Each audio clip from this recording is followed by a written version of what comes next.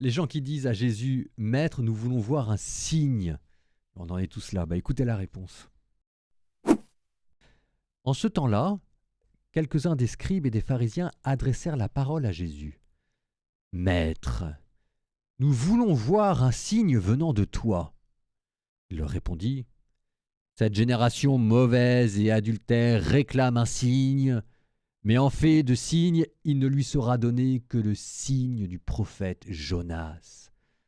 En effet, comme Jonas est resté dans le ventre du monstre marin 3 jours et 3 nuits, le Fils de l'homme restera de même au cœur de la terre 3 jours et 3 nuits.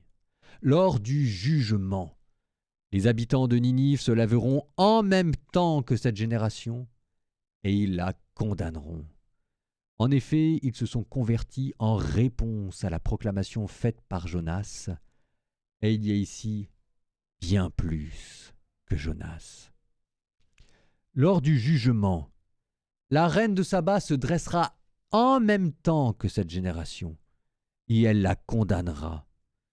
En effet, elle est venue des extrémités de la terre pour écouter la sagesse de Salomon, et il y a ici bien plus que Salomon.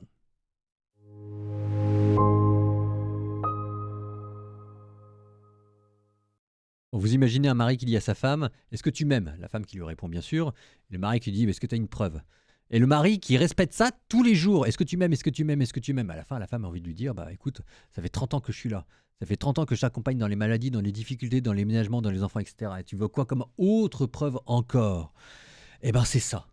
On demande à Dieu des signes et on oublie tout ce qu'il a fait pour nous. C'est pas tout à fait juste à la fin. Et Jésus, là, est en train de mal le prendre.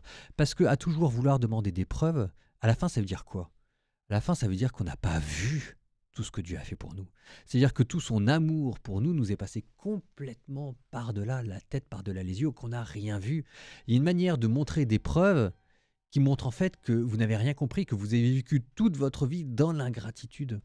Je ne dis pas que c'est ce qu'on vit, mais il faut quand même faire très gaffe avant de demander à quelqu'un des preuves ou avant de demander des signes à Dieu. Parce que Dieu nous a donné des yeux pour voir ce qu'il faisait dans nos vies et que Dieu nous a donné un cœur pour que nous puissions accueillir l'amour qu'il nous a déjà donné.